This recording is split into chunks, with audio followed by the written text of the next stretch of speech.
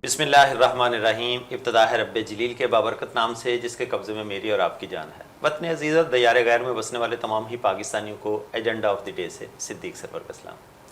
इंसान अपनी ज़िंदगी में कामयाब होने के लिए बहुत मेहनत करता है, लेकिन उस मेहनत के पीछे किन किन अवामल का होना बहुत ज़रूरी होता है। अगर एक इंसान अपनी ज़िंदगी में कामयाब होता है तो उसको बहुत सारे दूसरे लोगों की भी सपोर्ट की ज़रूरत होती है। ख़ास करके स्पेशली जब हम इस दौर में अगर बात करें किसी वोमेन का कामयाब होना या अपना कोई बिज़नेस स्टार्ट करना, तो वो कितना आसान काम है। मर्द के पीछे ये कहा जाता है कि किसी भी कामयाब मर्द के पीछे औरत का हाथ होता है, लेकिन एक कामयाब औरत के पीछे कितने मर्दों का हाथ होता है, इस पे हम जानने की कोशिश करेंगे और फिर ये देखेंगे कि उस औरत को जो आज किसी मकाम पे पहुंची है उसको कौन कौन सी ऐसी चीज़ें फेस करनी पड़ी जिसको वो पीछे छोड़ती हुई आगे बढ़ी। फोकस क्या होना चाहिए अपनी लाइफ में, किस तरह से आप कामयाब हो सकते हैं। अगर आपको कोई चीज़ आपने ठान ली है करने की तो कैसे कर सकते हैं। विल पावर का होना कितना ज़्यादा ज़रूरी है, और ख़ास करके स्पेशली हमारी इस मेल डोमिनेटेड सोसाइटी के अंदर आपकी टांगें खींचने वाले बहुत सारे होते हैं, सपोर्ट करने वाले शायद कम होते हैं। लेकिन कौन लोग हैं जो फिर भी सपोर्ट करते हैं, कहाँ से इतनी कर्ज आती है, कहाँ से हौसला मिलता है कि जो वो आगे बढ़ती हैं। इसी तरह से आज दो मेरे साथ ऐसी बिनते हवा मौजूद हैं जिनकी कहानी सुनने की कोशिश करेंगे, और उन्होंने अपनी ज़िंदगी में इन अचीवमेंट्स को हासिल करने के लिए, जब हम कहते हैं कामयाब होना, उसके पीछे किन किन चीज़ों को फेस किया, कैसे आगे बढ़ी, ज़माने ने कितना सपोर्ट किया, और ख़ास करके स्पेशली फैमिली की तरफ से कितनी सपोर्ट मिली। तो मैं वेलकम करूंगा आज के अपने पैनल में एक निजी कंपनी की सीईओ हैं, मुख्तलिफ कंपनीज़ में मुख्तलिफ कंपनीज़ के साथ काम करती हैं, एंटरप्रेन्योर हैं, बिजनेसेस को काफ़ी ज़्यादा डिटेल में देखती हैं, और मैं अगर ये कहूँ कि वो अपने चाइल्डहुड से, अपनी स्कूल लाइफ से भी बिज़नेस में इन्वॉल्व रही हैं तो ये बात गलत नहीं होगी, क्योंकि जब हमारी बात हो रही थी तो ये सारी वो चीज़ें हैं जो सामने आज हम लेके आएंगे। मैं वेलकम करूँगा मिस महवश अरशद साहबा को। अस्सलाम वालेकुम। वालेकुम अस्सलाम। महवश कैसी हैं आप? मैं ठीक ठाक। महवश बहुत शुक्रिया आपका, आप अपना कीमती वक्त निकाल के तशरीफ़ लाएं। थैंक यू सो मच कि आपने हमें अपॉर्चुनिटी दी माय प्लेजर टू टॉक। मेरी दूसरी मेहमान जो कि बिनते हवा हैं, जिस तरह से मैंने पहले बात करने की कोशिश की, अपना प्रोग्राम होस्ट करती हैं, बहुत सारे स्टार्टअप्स को लेकर चलती हैं। एंटरप्रेन्योरशिप के लिए किन किन चीज़ों का होना ज़रूरी है, आजकल की हमारी लड़कियों के लिए, ख़ास करके स्पेशली जेंसी के लिए एक रोल मॉडल हैं।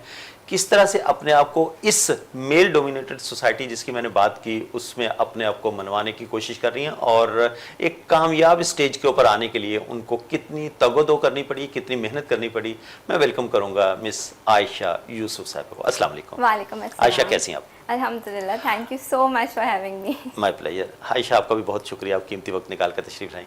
आयशा आपकी इजाज़त से महविश से मैं स्टार्ट लूँगा। महविश, कामयाबी की बात की जाती है, मर्द की कामयाबी के पीछे बहुत सारी बातें होती हैं कि हर कामयाब मर्द के पीछे किसी औरत का हाथ होता है। बेसिकली ये कामयाबी क्या है, आप क्या समझती हैं, सक्सेस है क्या? Success is basically the point जहाँ पे आपने अपने आप को देखना है आफ्टर मुझे ऐसा लगता है कि आपके हर कुछ टाइम बाद गोल्स होते हैं कुछ जो आप सेट कर रहे होते हैं। अगर वो गोल्स ना होना तो लाइफ का मकसद ख़त्म हो जाता है। मेरा ये मानना है, फ्रॉम माई चाइल्डहुड मैंने हमेशा अपने आप को एक गोल दिया है कि ये टारगेट है, ये अचीव करना है, इस अचीवमेंट के बाद अपने आप को कोई गिफ्ट देना है, देन नेक्स्ट टारगेट। तो वो जो स्टेप आप ले रहे होते हो ना, वो आपको एक सक्सेस स्टोरी की तरफ लेके जा रहे होते हैं। मतलब वो आपकी डेस्टिनेशन जो है ना, वो आर्जी डेस्टिनेशन हो सकता है, उसके बाद आपने आगे का माइलस्टोन दोबारा फिर आपने सेट करना है। मेरे लिए सक्सेस ये है कि हर वो माइलस्टोन जो मैंने सेट किया हुआ है वो मैं अचीव करूं। मैं आयशा को भी शामिल गुफ्तगू करूंगा। आयशा, सेम क्वेश्चन, आपकी नज़र में सक्सेस क्या है? सबकी ना सक्सेस की अपनी डेफिनेशन है। अगर मैं बात करूँ सिंपल, जो मुझे ऐसा लगता है हर इंसान इस दुनिया में आता है, एक नॉर्मल रूटीन फॉलो करके चला जाता है, लेकिन इस बीच में अगर आप ये सोचें कि what is the purpose for which Allah has sent you here, ठीक है, और जब आप उस काम में लग जाते हैं, सबसे पहले आइडेंटिफाई करना कि what is your purpose and then working on that purpose, वो सक्सेस है। क्योंकि उस रूम में रह के, एक रूम में आप हैं और सब आपके लिए अच्छी बात करेंगे। सक्सेस वो है जब आप उस जगह नहीं हैं तब लोग आपके लिए क्या बोल आपकी रहे हैं? गैर मौजूदगी में जो गैर लोग बात करेंगे मौजूदगी कि में क्या वो बात सक्सेस हो है रही? आपकी। Yes. अच्छा, सक्सेस की बात तो करते हैं हम, बहुत सारी जगह पे होती है कि मर्द के पीछे जो है ना वो किसी औरत का हाथ था। हाँ। अगर कोई औरत, कोई फीमेल, कोई लड़की कामयाबी की जीने तय कर रही होती है, तो आप क्या समझती हैं इस जमाने में मेल डोमिनेटेड सोसाइटी की मैंने बात की थी, उसके पीछे कितने हाथ तकरीबन होते हैं? देखिए, no one can ever say that this is a one man show. However struggle आपकी अपनी ही होती है, लेकिन बहुत सारे लोगों का इनडायरेक्टली सपोर्ट होता है। आपके फादर होंगे, आपके ब्रदर होंगे, आपके बच्चे होंगे, आपके कॉलीग्स होंगे, फ्रेंड्स होंगे, और इसमें बहुत ज़्यादा रोल एक फीमेल की सक्सेस में मेल प्ले करते हैं। जैसे एक मेल की सक्सेस में फीमेल करती है। हाँ, मेल डोमिनेटिंग सोसाइटी है, लेकिन इसी मेल डोमिनेटिंग सोसाइटी में ऐसे मर्द भी हैं जो अपने खवातीन को अपलिफ्ट करते हैं, इनकरेज करते हैं कि तुम आगे बढ़ो, तुम्हारी सक्सेस में मेरी कामयाबी है। So you know, even if we are living in this society, there are all kind of people. However, it is male dominating, पर मर्दों का भी बहुत इंपॉर्टेंट रोल है। आयशा की बात करूं, आयशा के कामयाब होने में पीछे किसका हाथ है? आयशा के कामयाब होने के पीछे भी बहुत सारे लोग हैं। सबसे पहले तो मैं कहूँगी कि यहाँ बैठने एक मेरे लिए ना ये मैनिफेस्ट किया था बस, ठीक है। तो सबसे पहले तो टच वुड, अल्लाह ताला का बहुत शुक्र है हर चीज़ के लिए जो हो रही है, क्योंकि I knew that I can do this. But घर वाले इस चीज़ के लिए इतना सपोर्टिव नहीं थे, लेकिन एक वक्त आया that they become very supportive. अगर मैं यहाँ बैठी हूँ तो जाहिर है मेरे फादर ने मुझे परमिशन दी, मेरे भाई ने मुझे सपोर्ट किया। फियर होता है ना कि बाहर हमारी बच्ची और उसमें निकलेगी, गलत वो नहीं किन है कुछ। लोगों में जाएगी, बिल्कुल। कौन लोग होंगे हाँ। जो उसको एक्सेप्ट करेंगे। Exactly. सोसाइटी की जो बात की जाती है ना, बहुत सारे ऐसे लोग भी हैं ना जिन्होंने सोसाइटी को बदनाम किया हुआ है। हाँ। तो उनसे फिर पेरेंट्स ऑब्वियसली सी बात है, ऐसा डरते ही हैं है। कि हमारी बेटी जाएगी तो क्या होगा। ऐसे लेकिन मैं ये समझती हूँ कभी कभी ना थोड़ा सा लेवरेज देना चाहिए बच्चियों को। टैलेंटेड बहुत हैं, जब कॉन्फिडेंस कैसे आएगा।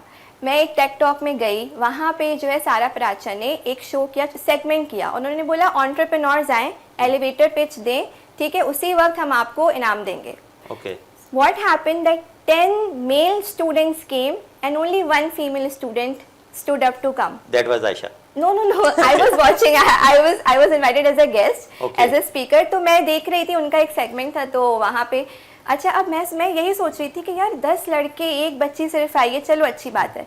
When they started to pitch and talking, 2 और बच्चियाँ उठ के आई, फिर 2 और। इसका हौसला मतलब मिला उनको। हौसला मिला। कॉन्फिडेंस लैक इसलिए करता है क्योंकि डर बहुत ज़्यादा है। ओके, महविश, रोल मॉडल कितना ज्यादा रोल प्ले करता है? जैसे अभी आयशा ने कहा कि उसको देख के लड़की को बाकियों में कर जाए, हौसला हुआ, तो ये जो रोल मॉडल बनना है, पहला स्टेप जो उठाना है, ये कितना मुश्किल काम होता है? इट्स लाइक कि आपने ना कोई किला फतह करना है, क्योंकि देखें, जब मैंने स्टार्ट की थी कोई चीज़ तो मेरे घर वालों का भी यही था कि नहीं कर सकते, ठीक है। और ट्रैवलिंग्स में अगर आप देखें तो लड़कियां बहुत कम है। सही। अगर मैं अपने ही बारे में बात करूं तो बड़े कम है। मेरे लिए ना मेरी एक मेंटोर, जो मेरी बहुत अच्छी मेंटोर है, मैं उन्हीं को लेके चल रही होती हूँ माशाल्लाह से। और मेरे अंदर भी जो करेज आई है ना, वो उनको देख के आई है। ओके। और एक मैंने आइडियल बनाया कि यार नहीं करना तो है, और जब वो करा है स्टेप बाय स्टेप बहुत प्रॉब्लम्स आती हैं, लेकिन जब आपने सेट कर लिया ना कि नहीं यार अगर वो कर सकता है तो मैं भी कर सकता हूँ।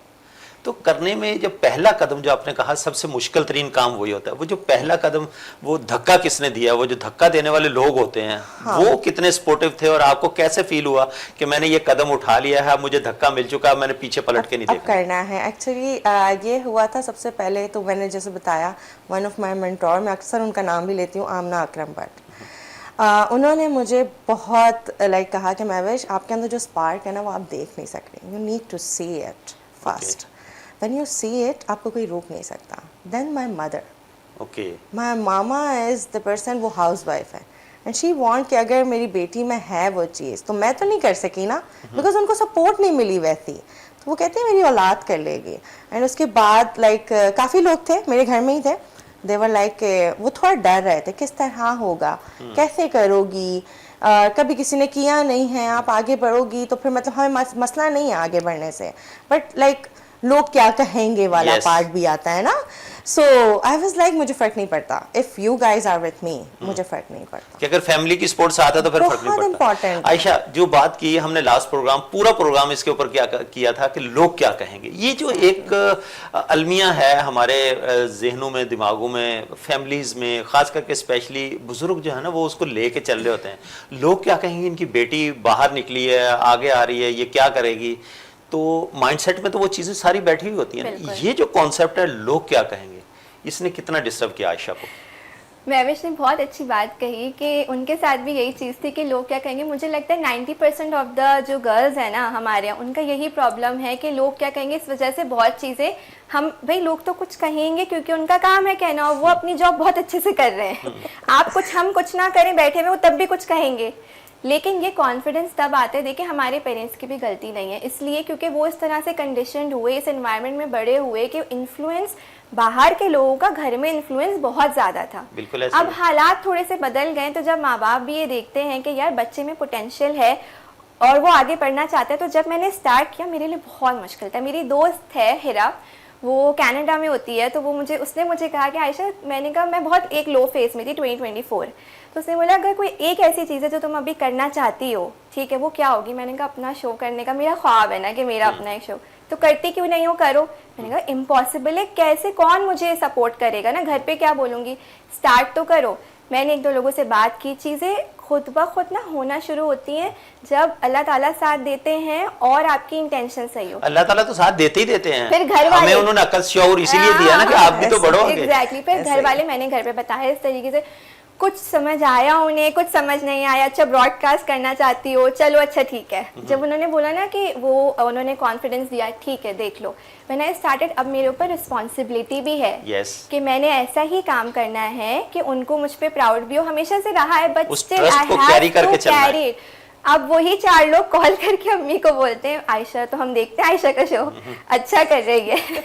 मुझे वैलिडेशन की जरूरत कभी भी नहीं थी, पर शायद मेरे पेरेंट्स को थी, बट इट्स ओके. लेकिन एप्रिसिएशन तो बड़ी मैटर करती है ना, मैटर करती है. उसके बगैर जो है, महविश आप क्या समझती कि आज की जेंजी जो है उस ट्रस्ट को कैरी करके चलती है, जो ट्रस्ट पेरेंट्स अगर करते भी हैं औलाद के ऊपर, तो आज की जेंजी जो है उस ट्रस्ट को कैरी करती है या नाजायज फायदा उठाती है? नहीं, बिल्कुल करती हैं. लाइक इसको हम इस तरह कह सकते हैं कि हर शख्स एक जैसा नहीं है जेंजी में भी.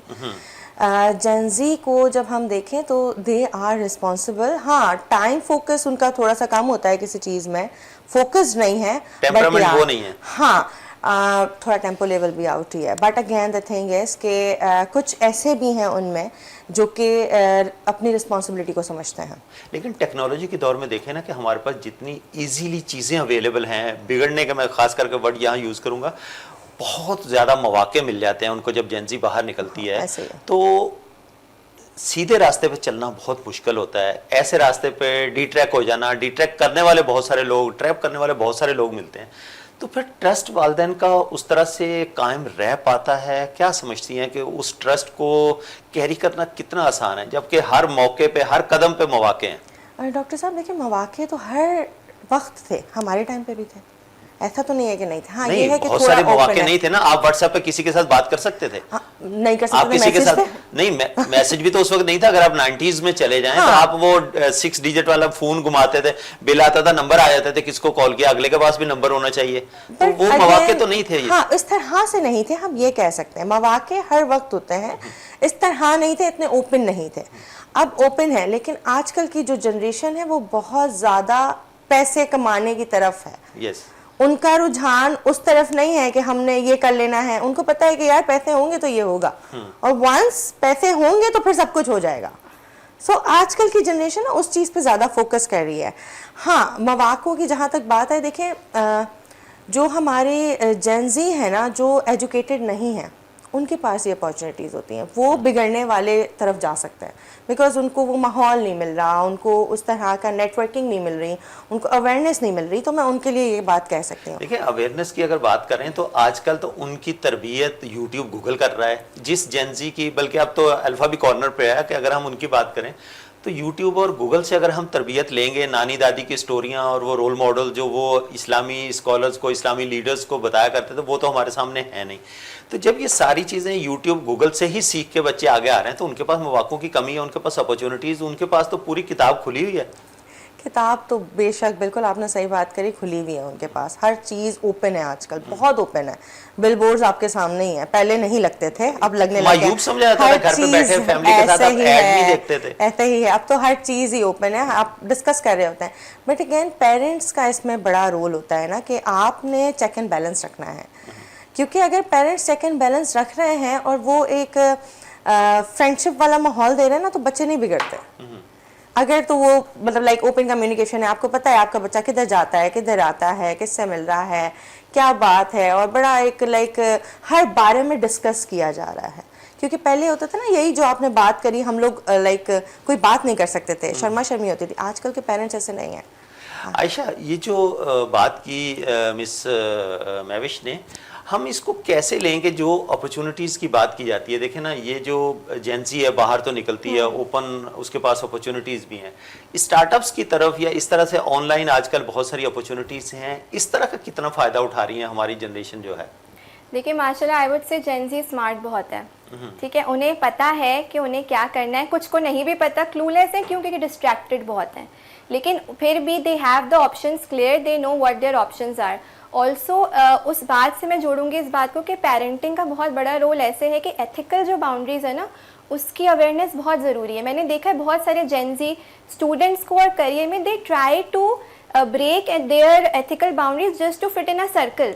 नहीं, आपको ज़रूरत नहीं है। अगर आपका काम अच्छा है तो आप ऑटोमेटिकली उस चीज़ों का पार्ट बनोगे। लेकिन लेट सपोज कोई, उनको लगता है कि यार मैं सिगरेट पी लूँगा, क्लाउड नेटवर्किंग होगी, गॉसिप मुझे मिलेगी।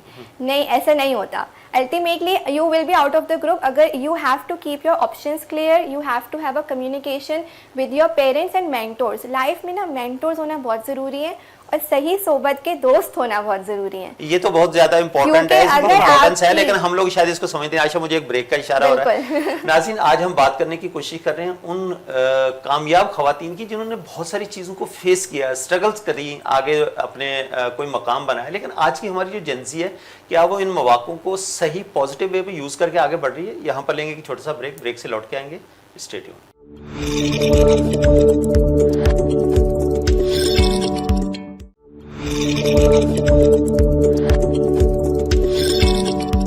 वेलकम बैक नाज़रीन। ब्रेक के बाद दोबारा खुशामदीद कहता हूं। ब्रेक पे जाने से पहले हम बात कर रहे थे कि किस तरह से हमारी जेंजी जो है वो स्टार्टअप्स की तरफ जाती है या जॉब्स की तरफ ज़्यादा रुझान है। ये मैं अब अपने पैनल की तरफ क्वेश्चन लेके चलूँगा। मिस महविश, आज की जो हमारी जेंजी है, ख़ास करके स्पेशली जो प्रोफेशनल कैरियर्स जो हैं, आप क्या समझती हैं जॉब की तरफ? जैसे वो यूनिवर्सिटी से डिग्रीज लेके निकलते हैं तो उनका माइंडसेट क्या होता है कि किसी स्टार्टअप की तरफ जाया जाए या लगी वर्दी जॉब के पीछे, बस जॉब मिल जाए, मुझे बस घर चलाना, इतने पैसे मिल जाए? तो ये जो मेंटल लेवल है वो किस तरह का देखती हैं आप यूथ का?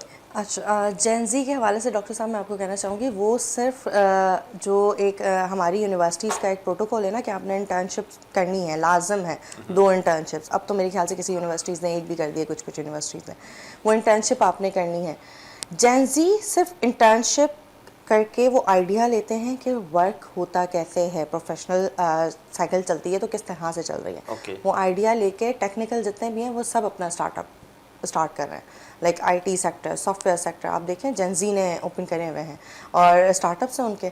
वो सिर्फ आइडिया लेने के लिए जॉब करते हैं फॉर लाइक 3 months 4 months, उसके बाद उन्होंने अपना स्टार्टअप स्टार्ट किया हुआ होता है। तो स्टार्टअप्स की तरफ लोगों का रुझान इस वक्त है, ज़्यादातर लोग स्टार्टअप्स की तरफ जा रहे हैं? ऐसा ही है, बहुत ज़्यादा। आप देखें जितने भी टेक हाउस और सॉफ्टवेयर हाउसेज आप देख रहे हैं, वो स्टार्टअप्स 1 साल किसी को हुआ है, किसी को 2 साल हुआ है। सिंधी मुस्लिम पे, मोहम्मद अली सोसाइटी में, सब स्टार्टअप्स यही हो रहे हैं, सॉफ्टवेयर हाउसेस खुले हुए हैं। हाँ, वो तो काफ़ी ज़्यादा नज़र आते हैं। आयशा, आप क्या समझती हैं? आपने बात की थी मेंटोरशिप की कि बहुत ज़्यादा ज़रूरी है। यूनिवर्सिटीज़ में, कॉलेजेस में, स्कूल्स में जो उस्ताद होता है, एक उस्ताद में और मेंटोर में क्या फ़र्क होता है? देखिए, आप उस्ताद जो है ना, मैं समझती हूँ आपका उस्ताद भी बहुत अच्छा मेंटोर बन सकता है, ठीक है, गाइडेंस का फ़र्क है। बात यह है कि एक मेंटोर वो होता है who is easy to reach out and approach, कि अगर मुझे कोई मसला एडवाइस लेनी है तो मैं फ़ौरन उसी इंसान के पास जाऊंगी। मैं ये समझती हूँ ये इतना इम्पॉर्टेंट है ज़िंदगी में ना, और नॉट जस्ट इन लाइफ, हमारे स्कूल लेवल से ही ये गाइडेंस, ये करियर गाइडेंस मिलनी चाहिए, मेंटोरशिप होनी चाहिए, ताकि बच्चे जब करियर तक पहुँचे ना तो उनको ये पता हो कि हमारे क्या ऑप्शंस होंगे। यूजुअली ये चीज़ मिसिंग होती है बहुत। क्योंकि माँ बाप के बाद सबसे अच्छा अगर बच्चे को कोई समझ सकता है तो वो उस्ताद है। नहीं, लेकिन एक उस्ताद के साथ शागिर्द का या बच्चे का जो फ्रैंकनेस लेवल होता है और जो मेंटोर के साथ होता है, तो बिल्कुल। इसमें आप फर्क महसूस करती हैं? फर्क देखिए बिल्कुल है। अगर एक टीचर है तो उसके पास एक ऑडियंस कितने 50 स्टूडेंट्स तो होंगे, he has to maintain the decorum, सही है। लेकिन अगर एक आपका मेंटोर है, वो 1-on-1 सेशन है, तो वहाँ पे आप अपने दिल की बात भी अपने मेंटोर से कर सकते हैं कि सर या ma'am, I am feeling like that, what should I do. एक ओपननेस आ जाती है। So you need to have that mentor, and mentorship can also come with as a teacher as well, but then he cannot be like that or she cannot be like that in a whole class with everyone. Teacher जो है ना वो lecture दे रहा होता है और वो जो मेंटोर होता है वो इजी लोड कर रहा होता है, जिससे हम स्पेशली करवाने जाते क्या हैं। बात है। ये फर्क है। कह सकते हैं। अच्छा महविश, आजकल के प्रोफेशन में आपने जब बात की कि स्टार्टअप्स की तरफ ज़्यादा यूथ का रुझान है, तो आप कौन कौन से प्रोफेशंस में देखती हैं कि स्कोप बहुत ज़्यादा मौजूद है? हमारी जो यूथ है, अगर वो इस साइड के ऊपर काम करें तो उनको स्टार्टअप्स के ऊपर ज़्यादा इजीली सक्सेस मिल सकती है, तो कुछ ऐसे प्रोफेशंस आपकी नज़र में? जी बिल्कुल। देखें डॉक्टर साहब, अब आजकल जो है सॉफ्टवेयर का तो आपको पता है मार्केट तो ग्रैब हुई हुई है। आजकल हमारे पास सबसे बड़ा जो एक गैप है ना, वो है हमारे पास ट्रेनिंग्स का। ओके। और it's not about like paid training, it's about like first you need to like come in the market with like good idea. Training एक ऐसी चीज़ है जो स्टूडेंट से लेके प्रोफेशनल पर्सन तक ज़रूरी है, सबके लिए ज़रूरी है। सबके लिए ज़रूरी है। और ऐसा नहीं है कि आप पर्टिकुलरली डिसाइड कर लें कि हमने जो है ऑफिस को ही देनी है। आप काउंसलिंग स्टूडेंट्स की कर सकते हैं, आप काउंसलिंग घरों में जाके कर सकते हैं। बहुत से ऐसे लोग होते हैं जिनको चाहिए होते हैं लाइक अपने स्टूडेंट्स को मोटिवेट करने के लिए या बच्चों को मोटिवेट करने के लिए कोई ऐसा ट्रेनर जिसको वो सुने और जो ट्रेनर उनको समझे और उनके मुताबिक उनकी बात उन तक पहुँचाए। लाइक ऐसा होता है ना कि आप सही बात भी गलत तरीके से बोलें तो वो गलत ही लगती है। Exactly. जो आपका way of talking, जो तरीकाकार है, वो basically समझाने का अल्फाज matter का करता है। इंतखाब अगर आपका सही हो तो आप बहुत सारी बातें जो हैं बहुत सही तरीके से बोल सकते हैं। तो ट्रेनिंग एक ऐसा पार्ट है जो आपकी ग्रूमिंग में बहुत हेल्प करता है। और आजकल जो ट्रेनिंग्स हैं वो सिर्फ ये होती हैं कि एक बंदा बोल रहा है और अगला बंदा सुन रहा है। Training is just like two way होनी चाहिए। जब आगे कन्वर्सेशन हो के उसको पता भी चल रहा है, उसके समझ में भी आ रही है नहीं आ रही। ये जो ट्रेनिंग्स वाला गैप है ये बहुत है। आजकल की जनरेशन या हमारी जनरेशन सीखना चाह रही है, कोई सिखाने वाला मिले, अच्छा सिखाने वाला मिले। कहा तो ये जाता है सिखाने वाला तो बहुत होते हैं, सीखने की कर्ज होनी चाहिए। सीखने की नहीं, कर्ज होगी हमारे तो फिर- पास ना आजकल लाइक मेरे पास बहुत क्यूरीज आती हैं कि मैम हमने अच्छे सर्टिफिकेशन उस्ताद करनी की है। कमी है। हाँ, सर्टिफिकेशंस चाहिए मैम, हमें ना ट्रेनिंग करनी है, लेकिन ट्रेनिंग्स ऐसी करनी है कि ना जो हमारे मसले हैं वो सॉल्व हो। ऐसा ना हो कि ना जो हम लोग लाइक हम जस्ट लाइक हम अपनी मतलब हर कोई दुकान खोल के बैठा हुआ है तो कॉन्फिडेंस नहीं आ रहा बच्चों में कि कौन प्रॉपर गाइड करेगा। एग्जैक्टली नहीं पता। काफ़ी ऐसे लोग हैं मैंने देखे हैं माशाल्लाह माशाल्लाह, उनके पास बहुत अच्छी जो आप बोलते हैं ना कि उनकी वर्किंग बहुत अच्छी है, कैपेबिलिटीज है, एग्जैक्टली, बट उनके पास जस्ट ये मौके नहीं है, बोलना नहीं आ रहा, बात करनी नहीं आ रही, अपना पॉइंट रखना नहीं आ रहा, सही होते हुए भी अपने आप को सही साबित करना। ये भी एक आर्ट है, बोलना बात करना भी, तो ये भी एक आर्ट है। Communication is the key of success. You need to like अच्छा, एज एन एंटरप्रेन्योर आप क्या समझती हैं कि मेल ज़्यादा अच्छे तरीके से गाइड कर सकता है लोगों को या फीमेल गाइड कर सकती है? देखिए मुझे लगता है सबसे पहले तो जेंडर वाइज होना ही नहीं चाहिए। इसलिए, लेकिन हमारे डिस्क्रिमिनेशन नहीं होनी चाहिए। मैं आपको बताती हूँ क्यों, मुझे पर्सनली क्यों लगता है। अगर हम देखें हमारे रिलीजन में हज़रत खदीजा इज़्ज़त आला अन्हा, ठीक है, बिजनेस वुमेन, मतलब हमारे रिलीजन ने बता दिया औरत बिजनेस वुमेन बन सकती है। She is known for her generosity, her honesty and business acumen. उनके अंडर कितने सारे लोग काम करते थे and she was one of the amazing leader. ठीक है, अब अगर हम अभी बात कर लें, मैं आपको एक एग्जांपल देती हूँ। डॉक्टर इरम सबा, ठीक है, she is a programme director of Islamic banking and finance at IBA, सही, एंड फर्स्ट वुमेन जो कि शरिया बोर्ड की मेंबर भी हैं। बिल्कुल ऐसा ही है, ठीक है। अब जब वो रूम में आती हैं, usually the conferences that she attends, the panel that she sits in are highly dominated by males, but when she comes, her aura, her personality speaks volumes for herself. लोगों को लगता है women has to compromise her femininity to exist in this male dominating society. ये pressure society ने ही दिया है। लेकिन ये सीधा सीधा एग्जांपल्स है ना, अगर आप मेल्स को देखें तो बहुत ज्यादा आपको जो है ना सोसाइटी के अंदर इस तरह हाँ। के नाम मिलेंगे। आप समझती क्या है कि हमारी जो यूथ है, जो आजकल इस जेंजी की जिसकी हम बात करने जा रहे हैं, 65% ज्यादा यूथ है इस मुल्क पाकिस्तान की, वो अडॉप्ट किससे करना चाह रहे हैं?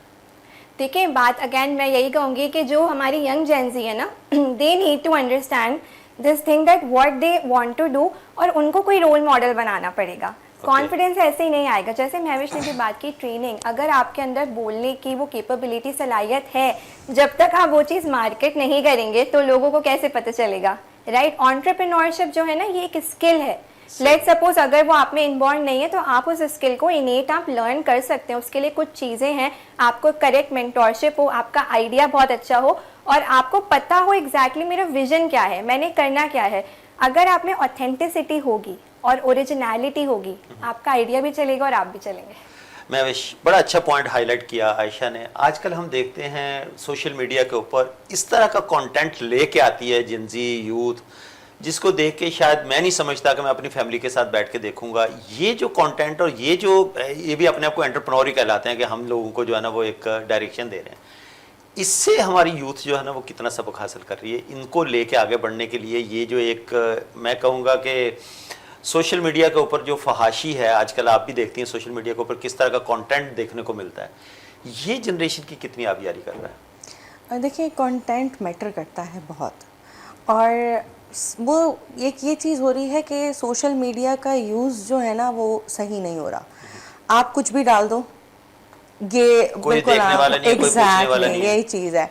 सो ये चीज़ जो है ये थोड़ी सी मेरे लिए तो डिसअपॉइंटेड है। किस तरह से मुझे नहीं समझ आती हैं चीज़ें। कंटेंट वो हो जिससे किसी की या तो इल्म में इजाफा हो, या फिर लाइक कुछ इस तरह के कंटेंट होना चाहिए, मोटिवेट हो, कोई लाइक किसी का दिन अच्छा नहीं जा रहा, उसके लिए कोई एक मैसेज हो गया, या कोई ऐसी बात कि लाइक अगले के दिल को लगे, या कोई बोले कि हाँ ठीक है, इसको पढ़ के हमारा वक्त ज़ाया नहीं हुआ, रादर देन कि हम किसी ऐसी चीज़ पे जाएं और फोकस करें जो कि जिसका कोई नैमुल बदल ही नहीं है। तो मैं यही पहले भी बात करने की कोशिश कर रहा था कि ये जो यूट्यूब, गूगल जिसकी बात करें, सोशल मीडिया जो हमारी बच्चों की आबियारी कर रहा है। माँ जो है 2 साल के बच्चे को भी मोबाइल पकड़ा देती है अपनी जान छुड़ाने के लिए कि ये बच्चा उधर बिजी हो जाएगा, तो वो अपने चीज़ों में लगी है, बाकी की स्क्रोलिंग में।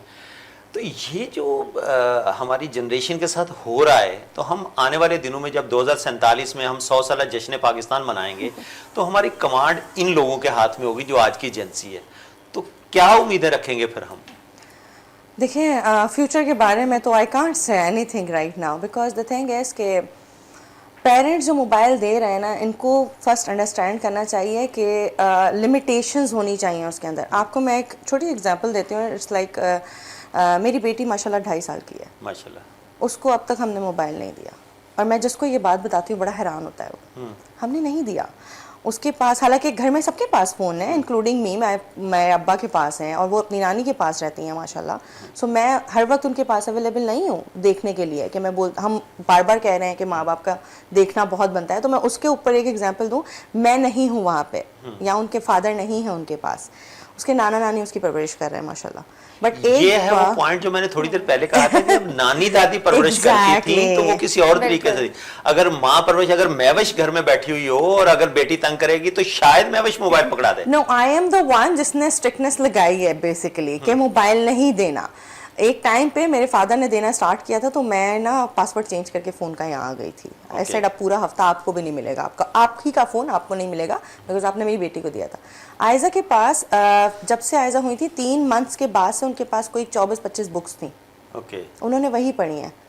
जब वो 2 साल की हुई थी, उनको उसकी आइडेंटिफिकेशन आ गई थी। बच्ची किताब कैसे पढ़ सकती है? एग्जैक्टली, उसको हमने लेके बैठ के हमने वही दिखाया है, ये एलिफेंट है, ये लॉयन है, ये मंकी है। जब वो 2 साल की थी, मैं फादर यूसु से कहा तुम अभी से बच्चे को पीएचडी करवा रही हो। उसने कौन सी पीएचडी कर लेनी है अभी से। उसने उस टाइम से ग्रैब किया है उसको। जब वो 2 साल की थी, वो सही से बोलती नहीं थी, लेकिन उसको आइडेंटिफिकेशन पूरी थी। Now she knows colours name, now she knows like पूरी जो 24 बुक्स हैं उसके पास, उसको रटी हुई हैं। तो हम जो बोलते हैं ना कि बच्चा अभी छोटा है, वो ये नहीं समझेगा, बच्चे सब समझते हैं। ये वही टाइम होता है कि जब बच्चा समझ रहा होता है और हम नहीं समझ रहे होते। आपको पता है 6 साल तक बच्चा जो है वो 12 ज़बानें सीख सकता है, 6 साल की उम्र तक। बच्चे को आप 12 ज़बानें सिखा सकते हो। 6 साल की उम्र के बाद उसका माइंड आप लिमिटेड कर देते हो। वही कोर्स की आउटलाइंस उसने पढ़नी है, उसको कोई नई चीजें आप नहीं दे रहे हो, दबा दिया है, प्रेशर दे दिया है उसको कि यही है आपका करिकुलम, आपने यही पढ़ना है और उसके बाद आपने मदरसे जाना है, मदरसे जाके ट्यूशन का काम है।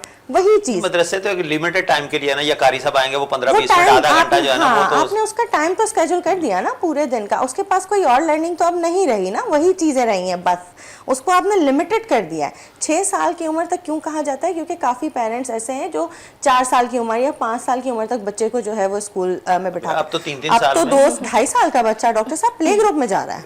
बल्कि बच्चे के दुनिया में आने से पहले नाम लिखवाया जाता है। अगर आप 1 साल के बाद लिखवाने जाए वो कहते हैं आप लेट हो गए हैं। यही चीज है, यही चीज है। ये हमारी आजकल की जो स्कूल्स का सिस्टम चल रहा है वो इसी तरीके से है। बट अगेन आप जो बच्चों को सिखाएंगे बच्चे वो सीखेंगे, ये आपके ऊपर है। पहला रोल मॉडल आपने बनना है अपने बच्चे का, बाहर वाले को बाद में बनवाएं। आयशा, आप क्या समझती हैं कि आपको अपने अड़ोस पड़ोस में, हमारे पाकिस्तान में खास करके स्पेशली एशियन मुआशरे में ये चीज़ें नज़र आती हैं जो महविश के घर पे हैं? महविश बिल्कुल ठीक कह रही है कि मैंने भी यही कहा कि पेरेंटिंग स्टार्ट्स एट होम। बच्चा आप उसको ना फोन दें और अनलॉक पासवर्ड ना करें, वो खुद आपको अनलॉक करके दे देगा। He is that smart, because ये बच्चे पैदा ही टेक्नोलॉजी ड्रिवन वर्ल्ड में हो रहे हैं। इनको तो ऑलरेडी पता है कि हमने कोडिंग, मुझे तो लगता है इनको कोडिंग भी आती होगी। So that is the thing that you know, ये पेरेंट्स का काम है कि उन्होंने वो फिल्टर्स लगाने हैं, वो बाउंड्रीज को सेट करना है बच्चों के लिए। लेकिन मुश्किल है, क्यों? क्योंकि बहुत ज़्यादा इन्फॉर्मेशन अवेलेबल है इंटरनेट पे। वो एक चीज़ ओपन करेंगे, इतनी मलेशियस एड्स आ जाएंगी कि उनसे बचाना मुश्किल है। लेकिन देन अगेन यही बच्चे इतने टेक सेवी भी हैं कि अगर हम इनके साथ अपडेट नहीं होंगे ना तो हम आउटडेट हो जाएंगे। So it is so important कि इनके साथ वो फ्रेंडली कम्युनिकेशन रखा जाए। तो आप क्या समझती हैं कि टेक्नोलॉजी के इस दौर में बच्चों को इस तरह से टेक्नोलॉजी से दूर रखना भी ठीक है? नहीं, देखिए अगर आप उनको बिल्कुल ही इस चीज़ से दूर कर देंगे तो फिर वो खुद भी कैसे उस चीज़ के साथ कोप अप करेंगे। वो जब बच्चे स्कूल जाने स्टार्ट होंगे, बाकी के बच्चों की मेंटालिटी कुछ और होगी। वो आपस में जो गॉसिप्स करेंगे, वो मूवी की डिस्कशन कर रहे होंगे, किसी ड्रामा की कर रहे होंगे, किसी नई एप्लीकेशन की कर रहे होंगे, तो ये बच्चा बीच में खामोशी होकर बैठा होगा। अरसे तक एक स्कूल में थी, वहाँ मैं 9 और मैट्रिक को बायो पढ़ा रही थी, तो मेरा ना छोटे बच्चों के साथ भी इंटरेक्शन होता था।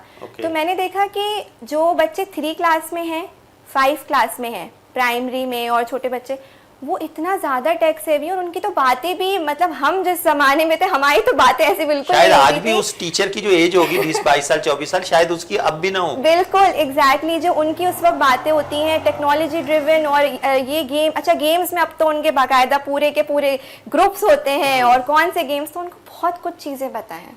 बट ये हार्मफुल भी है, लेकिन it's all about how you use the content.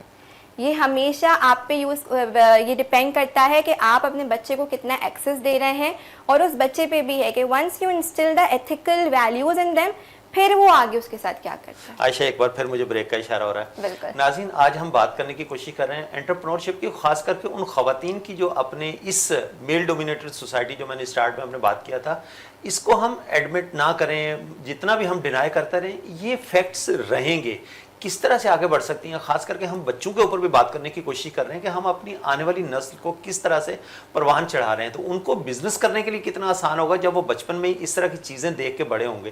तो यहाँ पर लेंगे एक बार फिर छोटा सा ब्रेक से लौट के आएंगे। Stay tuned.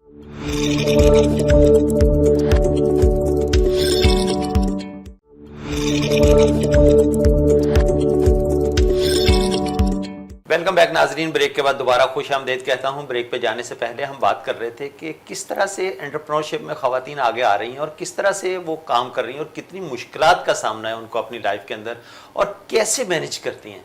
अभी मैं चलूँगा अपने दोबारा पैनल की तरफ, महविश आपकी तरफ आऊँगा। किस तरह के चैलेंजेस आपको लाइफ में फेस करने पड़ते हैं और किस तरह उनको ओवरकम फिर कैसे करती हैं?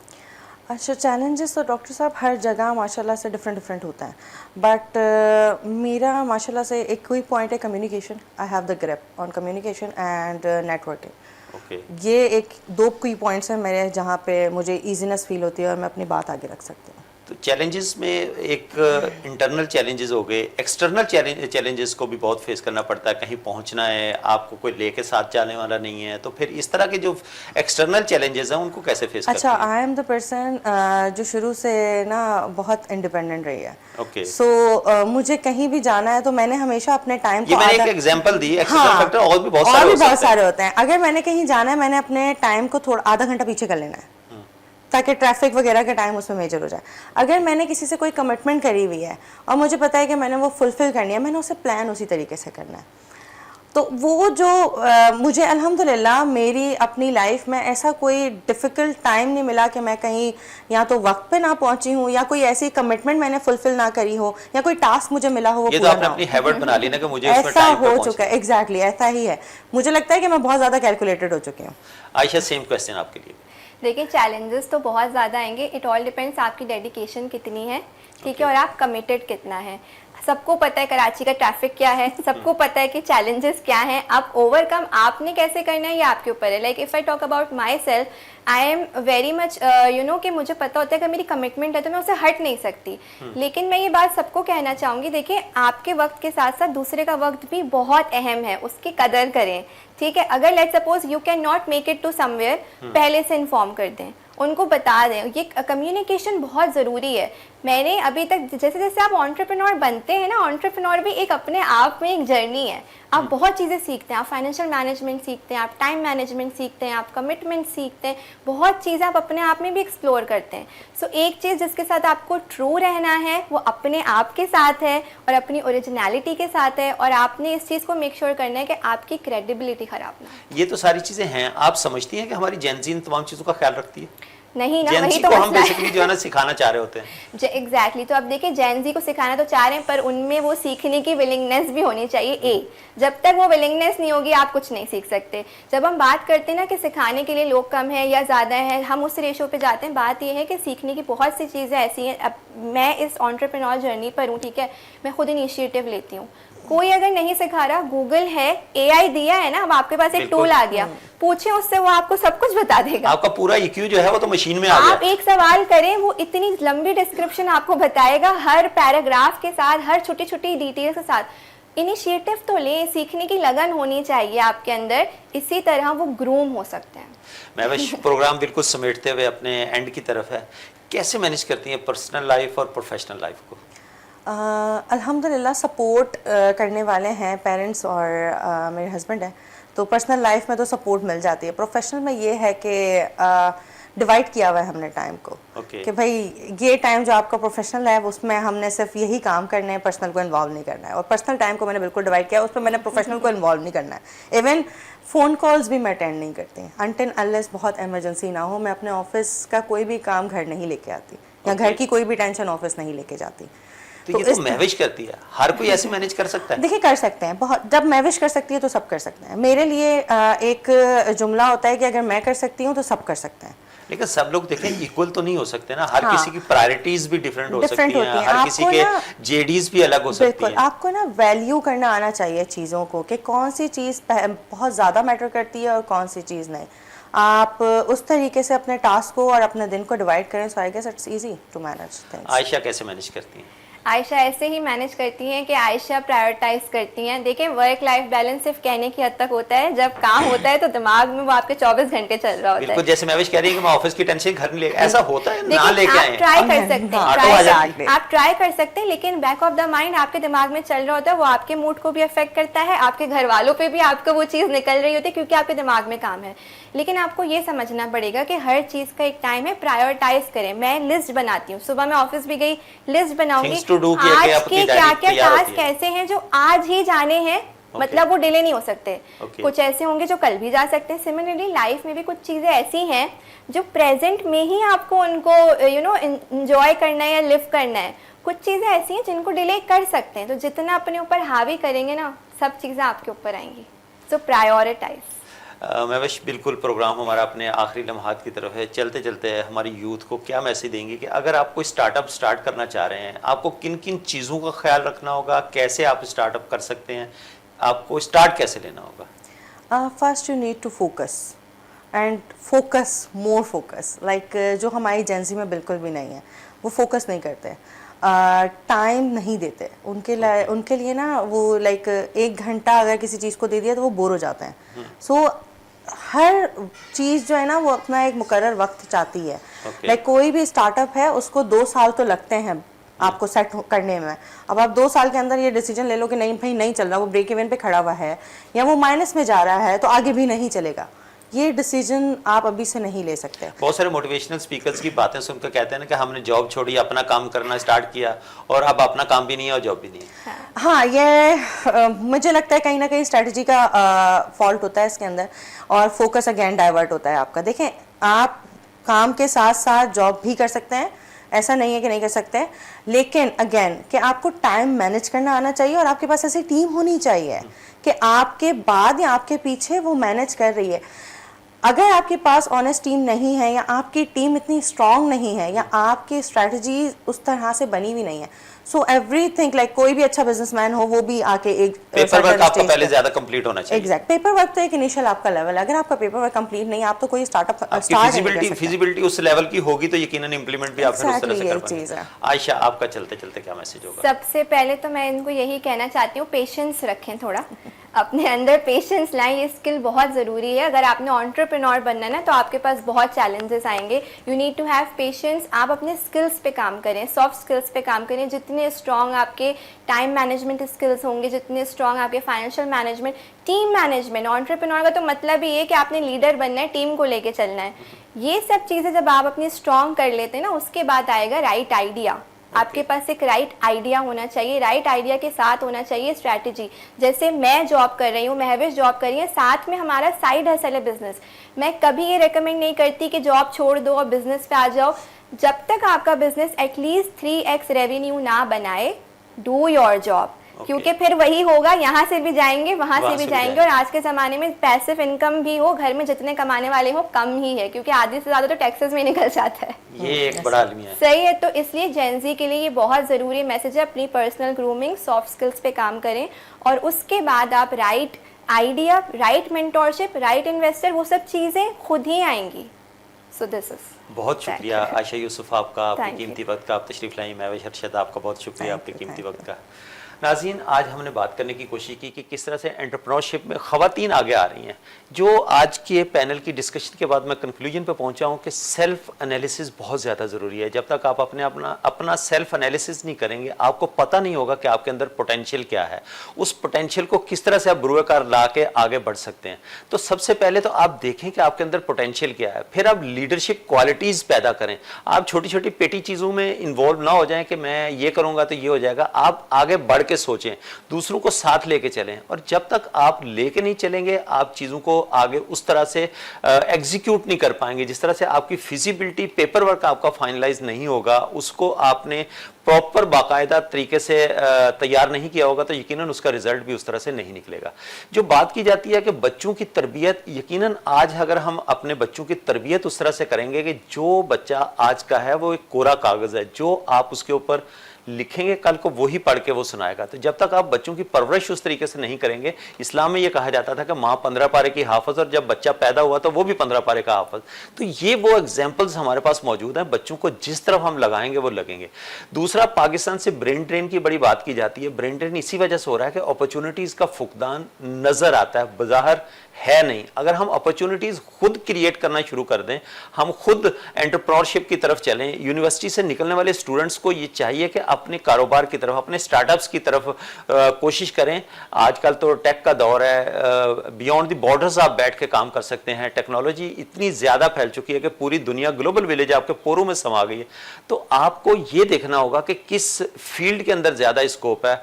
आजकल तो लड़कियाँ जो है वो इंजीनियरिंग फील्ड के अंदर भी आ रही हैं, खास करके स्पेशली लड़कियाँ बहुत ज़्यादा इस वक्त जो है ना वो एक्टिव दिखाई देती हैं। तो लड़कों को भी इस तरह से, ये कोई वो बायसनेस नहीं है, इस तरह से जिस तरह से हमारी जनरेशन इस वक्त जो है ना वो 50-50 है मेल और फीमेल्स की, तो दोनों को इसके ऊपर काम करना चाहिए। और यकीनन हम जो है ना बियॉन्ड द बॉर्डर्स काम करके अच्छा रेवेन्यू जनरेट करके पाकिस्तान ला सकते हैं। तो ब्रेन ड्रेन की बात जो है ना वो वहाँ पर ख़त्म हो जाएगी जब हम इस तरह से ऑनलाइन वाले बिजनेसेस या IT की तरफ हम राग़िब होंगे। तो बहुत सारे हमारे पास जो है ना वो स्टार्टअप्स तैयार हो सकते हैं। तो मुझे बड़ी उम्मीद है कि आप अपना और रियासत पाकिस्तान का बहुत सारा ख्याल रखेंगे। आज के इस एपिसोड से सिद्दीक सरवर को दीजिए इजाज़त। अल्लाह हाफ़िज़।